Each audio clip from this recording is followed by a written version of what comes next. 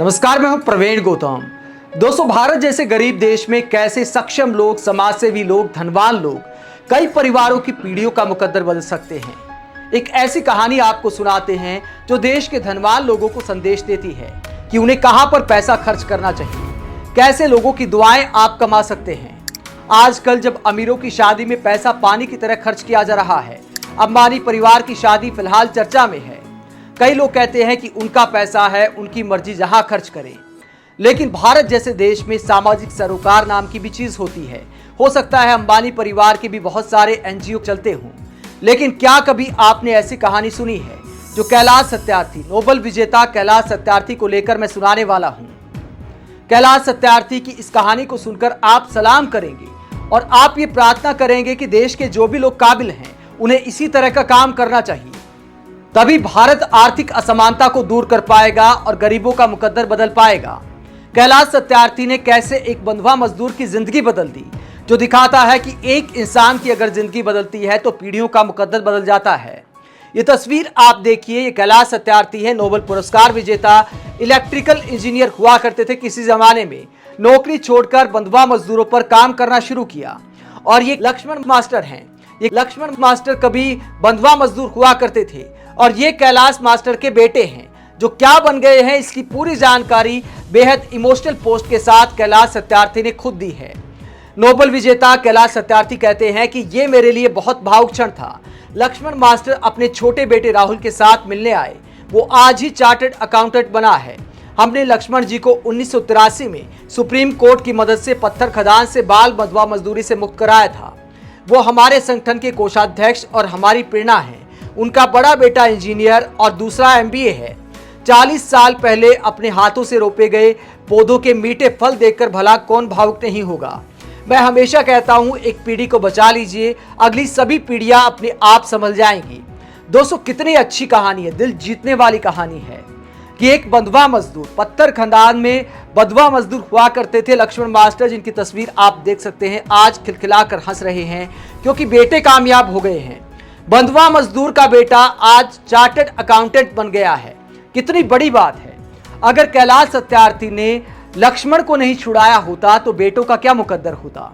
बेटे भी कहीं पर मजदूरी करते शायद दिखाई देते, लेकिन आज एक एमबीए है, कोई इंजीनियर है, कोई चार्टर्ड अकाउंटेंट है। पूरे परिवार का मुकद्दर बदल दिया और ये कैलाश सत्यार्थी को अलग बनाती है। ऐसी अनेकों कहानियां उनके बारे में हैं। 1980 से बंधुआ मजदूरी के खिलाफ काम कर रहे हैं और कितनी बड़ी बात है कि लक्ष्मण को खदान से छुड़वाया, बंधुआ मजदूरी से छुड़ाया, पढ़ाया लिखाया, फिर अपने ही संगठन में कोषाध्यक्ष बना दिया और आज उनके बेटे सफलता की एक नई कहानी गढ़ रहे हैं। ऐसे में लक्ष्मण मास्टर और उनके परिवार के लिए कैलाश सत्यार्थी किसी भगवान से कम नहीं है।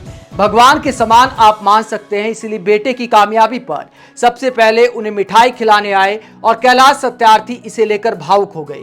दोस्तों, देश में हमारे जितने भी अरबपति खरबपति हैं, उन्हें इसी तरह काम करना चाहिए।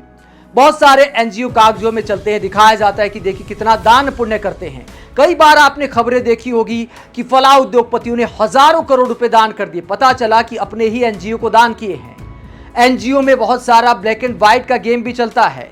पैसे को काले से सफेद किया जाता है, ये भी एक हकीकत है एनजीओ की। तरह तरह के आरोप समय समय पर लगते रहते हैं। ऐसे में असली समाज से भी वही है जो कैलाश सत्यार्थी की तरह ऐसी कहानियां सामने लेकर आए कि देखिए, मेरे पैसे ने इतने परिवारों का मुकद्दर बदल दिया, मेरे पैसे ने इतने गांव में पानी की समस्या सुलझा दी, मेरे पैसे ने इतने गांव में स्कूल बना दिए। तभी हम मान सकते हैं कि असल में दान कर रहे हैं, पुण्य कर रहे हैं, गरीब परिवारों का मुकद्दर बदल रहे हैं, वरना सब कागजी खेल कहा जाएगा।